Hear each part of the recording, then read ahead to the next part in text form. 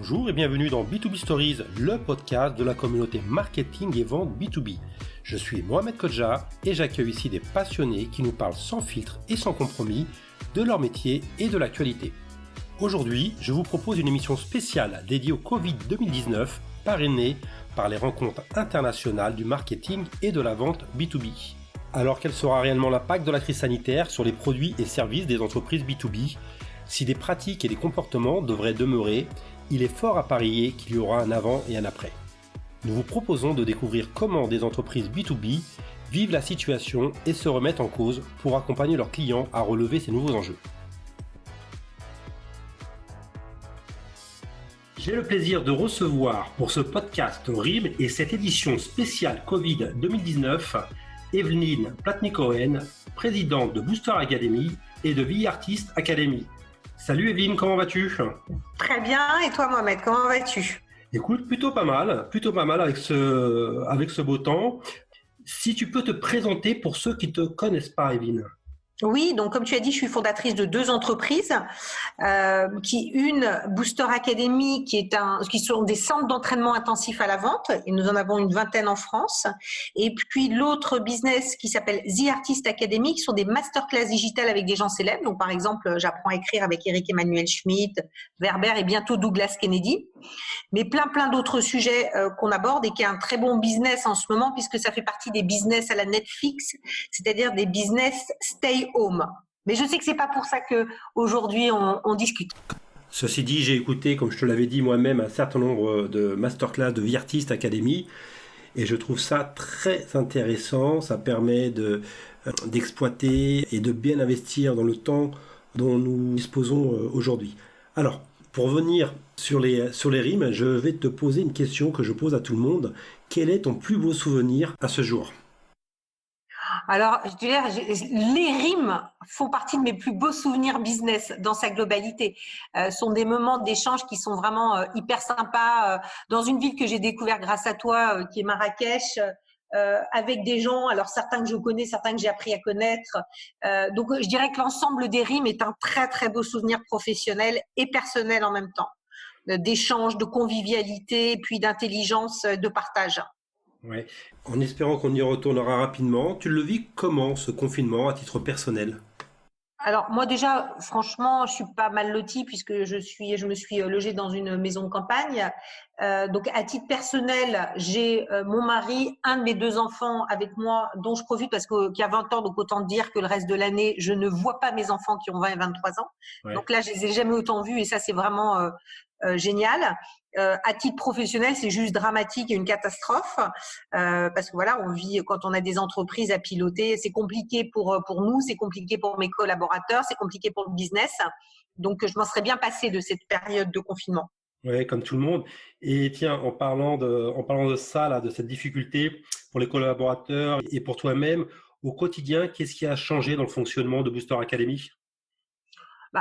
En fait, j'ai envie de dire pas grand-chose parce que d'abord, ça dépend des tailles des entreprises. Nous, on est une société d'une petite trentaine de personnes. Donc toujours il y a toujours une grande convivialité. Mais c'est une entreprise, les gens sont naturellement gais, conviviaux, font des jeux, s'amusent, font des apéros à distance, avec des gens extrêmement concentrés et très travailleurs. Déjà, nous, on travaillait à distance. Déjà, nous, on formait à distance. Donc, je vais te dire, pas tant que ça. La seule chose qui change vraiment, c'est qu'on ne se voit pas, on ne s'est pas vu de visu depuis un certain temps. Et ça, malgré tout, on se rend compte quand même que l'être humain est un animal social et qu'on pourrait pas vivre comme ça à distance, être sur une planète et vivre à distance. On se rend compte quand même qu'on a besoin, même si on se voit à travers les Zooms, etc., on a besoin d'être ensemble. Mais globalement, sur l'entreprise, non, il n'y a pas de grands changements. Donc, vous aviez déjà baigné dans cette culture du télétravail. Et un petit peu comme tout le monde, hein, pour résumer, il faut se voir. On en a besoin, en tout cas, de temps à autre. Et c'est ce qui manque, hein, je pense, pour tout le monde aujourd'hui. Et c'est la même chose avec les clients. Tiens, en parlant de clients, au niveau du pipe, les projets en cours ont-ils été reportés, annulés ? Ça se passe comment ? Si tu veux, moi j'ai plusieurs types de business. J'ai des business dans mes centres d'entraînement qui ont été complètement mis à distance. Donc, ça veut dire qu'il y a eu 0 business. Donc, dans mes 20 centres où une partie est en franchise, donc il y a plusieurs milliers de personnes qui sont en entraînement à l'heure actuelle et qui continuent à l'être. Donc, il y a 0 changement de ce côté-là. Et en termes de business non plus, d'autant que je vous en parlerai dans quelques instants, mais j'ai des opportunités. Après, j'ai mes franchises et mon business franchise qui a pas bougé, qui même aujourd'hui, beaucoup de gens pensent à se mettre à leur compte, etc. Donc, c'est plutôt un business en croissance. Là où j'ai perdu du business, c'est sur la partie grand compte. Où là, dans un grand compte, il n'y a pas l'agilité qu'on a dans une PME. Et donc, dès qu'il faut passer à distance, c'est très compliqué pour tout le monde. Donc, ils vont y aller au fur et à mesure parce que de toute manière, on n'a pas terminé cette période-là. On en a encore pour 18 mois, je pense. Donc, on va y aller gentiment. Mais on a remplacé ça donc par un nouveau business qui est arrivé entre nos mains, donc nous, société de formation à travers le FNE, et possibilité de former les gens au chômage partiel avec un budget à 1 250 € hors taxe par personne. Et j'ai recontacté beaucoup d'entreprises qui, en fin de compte, n'avaient pas toujours les moyens de former leurs collaborateurs ou c'était une priorité, mais ils l'avaient pas mis au-dessus de la pile, etc. Et là, c'est une opportunité de formation qui est extraordinaire avec un budget qui est quand même un budget intéressant. Et donc, on a remplacé ce business. Ce qui fait qu'en fait, si je dois résumer, aujourd'hui, 90% de mon business, c'est un business qui se déroule avec des TPE, PME, des ETI.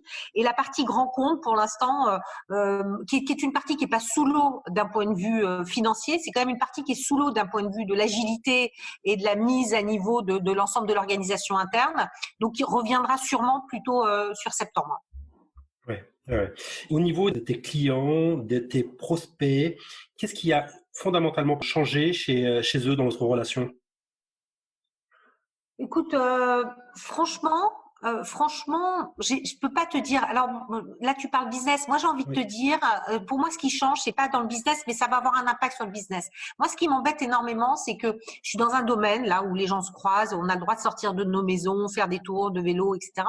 Et il y a une espèce quand tu croises quelqu'un qui fait 1 mètre de recul, qui n'ose pas te croiser, qui n'ose pas te regarder, même voire ne pas te parler au cas où. Et moi, ce qui me fait vraiment peur dans la relation humaine, c'est cette peur de l'autre qu'on a installée. C'est-à-dire que les gens n'ont pas compris que, beaucoup de gens ont compris que s'ils se confinaient, c'était pour se protéger, alors que c'est pas pour se protéger personnellement, c'est pour empêcher la viralité. Et cette espèce de protection personnelle où l'autre potentiellement devient ton ennemi me gêne énormément. Parce qu'évidemment, moi, je forme les gens sur des soft skills, etc. Donc, je suis quelqu'un qui parle facilement, qui est vraiment dans la relation, etc. Et là, j'ai juste l'impression de croiser des gens qui ont peur de l'autre. Et je me dis que ça, je vais sûrement retrouver ça d'une façon ou d'une autre dans des comportements business un petit peu plus tard. Donc ça me gêne. Voilà, c'est pas. Ouais, et puis ça risque de durer, hein. Ça risque Et voilà. de durer, ouais. Et ça veut dire que quand tu fais durer une situation pareille, je pense qu'il faut des années, voire 2 générations pour récupérer une relation normale. Et ce que je dis, c'est fort parce que tu te dis, tu as 18 mois de situation où l'autre est potentiellement ton ennemi. Je pense réellement qu'il faut 2 générations pour récupérer une situation normale. Et voilà, ça va être embêtant. Alors maintenant, d'un point de vue purement business, clairement, dans les 18 prochains mois, en tout cas, s'il n'y a pas de vaccin et si le virus avec la chaleur ou autre ne part pas, toutes les relations commerciales seront à distance. Ça, je vous garantis que vous n'aurez, même en B2C, même en B2C, vente conseil, ce que j'appelle B2C vente conseil, ça veut dire votre banquier, votre concessionnaire, votre cuisiniste, tout va être à distance. Après, quand vous irez acheter des vêtements, vous pourrez toujours aller en acheter en boutique, etc. Donc là, il va y avoir une vraie mutation des comportements et des façons de vendre et d'acheter. Bon, j'espère qu'on va pas en arriver là. Ta proposition de valeur à toi, elle a évolué durant cette période. Tu as fait évoluer tes produits, tes services? Alors complètement. Alors c'est une bonne question parce que d'abord toujours pareil, la chance de l'agilité et la qualité de mes collaborateurs, vraiment que je profite. Je sais pas s'ils m'écouteront pas, mais je les remercie pas assez et je passe ma vie à les remercier de 1000 façons différentes. On a été très très agile. D'abord la première semaine de confinement, on a commencé des séries de webinars, plus de 1500 personnes nous ont suivis. Donc on a vite, il a fallu qu'on trouve le bon logiciel pour faire du webinar parce que c'est pas à travers du Zoom qu'on fait un vrai webinar. Donc on s'est équipé, on a mis en place toute une série de conférences. On a mis en place des quiz spécifiques sur les périodes de confinement. Vous êtes comment vous vous portez, etc. qu'on fait passer de façon très virale. On a mis en place l'offre FNE, on a tout digitalisé nos formations à centre, ce qui fait que tous nos franchisés, le premier jour du confinement, pouvaient appeler tous leurs clients en disant non, c'est pas annulé, ça se passera à distance. Donc clairement, il y a cette agilité-là. Alors moi, je ne parlerai pas aujourd'hui de prospective à 18 mois, 2 ans, qu'est-ce qui va se passer derrière, comment la mutation de la société, comment ça va changer. J'en suis pas du tout là. Je crois que les gens qui pensent ça sont souvent des gens qui sont pas des chefs d'entreprise, mais plutôt, on va dire, en entreprise, parce que le chef d'entreprise, lui, il est vraiment dans son quotidien, day to day, cash à la journée. Donc voilà. Donc notre agilité, elle se fait très très dans le présent et pour l'instant pas sur une vision à 6 mois, 18 mois. Si tu avais des conseils à donner aux décideurs B2B qui évoluent dans ta partie, la vente, si tu avais un message à passer à des directeurs commerciaux, ça serait lequel aujourd'hui? Je crois qu'aujourd'hui, il faut se préparer à vendre à distance. Et alors, moi, personnellement, pour moi, il n'y a pas d'énorme différence, mais quand je discute autour de moi, on sent qu'il y a énormément de freins. Et en fin de compte, il y a quelques différences malgré tout dans la relation. Et puis, ça veut dire qu'il faut être encore meilleur en vente à distance qu'en vente en face à face, parce qu'il y a quand même un petit morceau, on perd un petit morceau de la convivialité du relationnel, même si on l'instaure malgré tout à travers quand même de la visio, etc. Malgré tout, on n'a pas les gens en face de nous. Et donc, moi, le conseil que j'ai, c'est accompagner. Alors, avec moi, avec Booster Academy, ce sera encore mieux, mais si c'est pas avec moi, c'est pas grave. Mais accompagnez vos collaborateurs sur cette mutation et n'attendez pas le mois de septembre pour le faire. Parce que le business, c'est maintenant. Parce que le sujet, si vous croyez que le 11 mai, au moment du déconfinement, tout va revenir à l'art normal, c'est faux. Il y en a pour 18 mois, je vous dis droit dans les yeux. Et vous reviendrez, on réécoutera ce podcast dans 18 mois. Et donc, c'est un changement qu'il va falloir opérer très, très vite. Ça va pas être compliqué parce que moi j'ai entendu beaucoup de directeurs commerciaux qui disaient à leurs commerciaux, le business c'est sur le terrain, c'est pas devant LinkedIn, c'est pas devant votre PC, allez sur le terrain. Là pour ces directeurs commerciaux, ça va être un changement radical. Alors oui et non. En termes de culture, je parle. Non mais c'est intéressant ce que tu dis parce que justement oui et non parce que être à distance, c'est comme quand moi je forme à distance. Les gens, quand on forme à distance, ils mélangent la formation à distance et l'e-learning. Quand vous formez à distance, il y a des vrais entraîneurs. Derrière votre ordinateur, vous êtes en groupe de 6, vous travaillez de la même façon qu'en présentiel. Quand vous êtes sur une vente à distance, vous êtes quand même face à un interlocuteur. Donc, vous n'êtes pas sur LinkedIn, en train d'essayer de chercher des gens. Ça, c'est bon, c'est un des morceaux du social selling, de la prospection. Mais c'est pas ça qui va faire du business. Donc, en fin de compte, la démarche, elle est la même. Sauf que vous prenez plus votre voiture et vous avez plus les gens ne voudront pas vous recevoir pour des raisons de sécurité. Et puis, ils se diront surtout quelle est la valeur ajoutée qu'on prenne un risque. Alors que de toute manière, je peux avoir une conversation construite. Il va pas falloir mélanger donc ça, c'est-à-dire vendre à distance et du social selling. Et puis, il va pas falloir mélanger un coup de fil avec un processus de vente. Une vente, ça utilise un Zoom, ça utilise une visio, quelque chose en tout cas qui permette de voir la personne, de s'installer, d'avoir 1 heure, 1h30 devant soi. Et c'est pas un coup de fil. Donc tout ça, il va falloir installer ces différentes normes pour retrouver exactement les mêmes habitudes que dans la vente en face à face. Mais oui, mais là où tu as raison en fait, Mohamed, je reviens, c'est que même chez les directeurs commerciaux, il y a une vraie éducation à refaire par rapport à ces données-là, ouais. Et d'un point de vue technologique, selon toi, les entreprises aujourd'hui, elles sont équipées, pas complètement. Qu'est-ce que tu constates au quotidien? Nous, on a fait des études et sur le premier webinaire, donc on avait 1500 personnes, on a fait des sondages et on s'est rendu compte en fait que 40% des commerciaux n'étaient pas encore équipés d'outils à distance qui bidouillaient avec ce qu'ils avaient et que à peu près 60% d'entre eux demandaient à être formés sur le sujet parce qu'ils voyaient pas trop où ils allaient. Et puis il y a quand même une grosse partie des gens qui savent pas par où commencer parce que la réalité c'est qu'on va pas prospecter non plus de la même façon. Et donc, mon portefeuille client, mon pipe, mes segmentations de business, les gens qui ont été touchés, pas touchés, mes priorités, tout ça va changer. Et là, il faut retravailler. Donc, nous, on retravaille là sur un accompagnement pour renormaliser ça. Ça demande aussi pour nous de travailler sur des nouvelles méthodes parce que en fait, j'avais un plan d'action stratégique commercial qui était bien fait. Et en fait, comment je vais le remodéliser par rapport à la situation actuelle. Donc ça, c'est des nouveaux outils qu'on est en train de finaliser pour accompagner les gens sur cette mutation, parce qu'il va falloir réfléchir.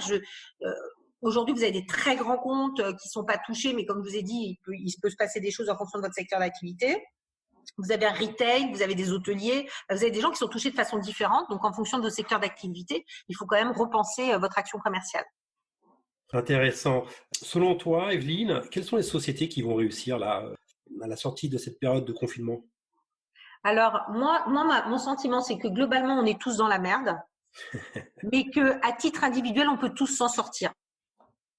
D'accord? Ouais. Mais on s'en sortira pas tous. Mais on peut tous s'en sortir. Et donc, j'ai envie de te dire que celui qui s'en sortira, c'est celui qui aura un mental, une énergie, une technique, une tactique pour s'en sortir. Et ça, alors, moi, j'ai envie de dire, j'ai la chance que chez moi soit relativement installé. Ouais. Mais il faut accompagner les gens. Certains ne se laisseront pas accompagner et attendront que ça se passe. Mais voilà, tout le monde peut s'en sortir. Donc, si on veut s'en sortir. Donc, il n'y aura pas de distinction. Parce qu'aujourd'hui, j'entends dire, oui, il va y avoir une nouvelle économie, etc. Mais attendez, vous avez toujours besoin de vos artisans. Vous avez toujours besoin qu'un plombier vienne chez vous réparer.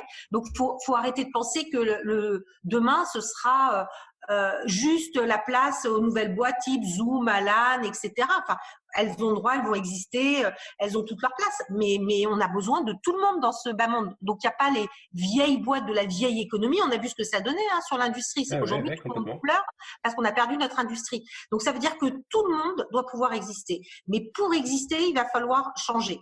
Et les changements, il n'y a pas besoin de très, très grands changements. On a vu également là que qui s'en sortait le mieux, c'est quand même des gens qui avaient commencé à digitaliser leurs entreprises.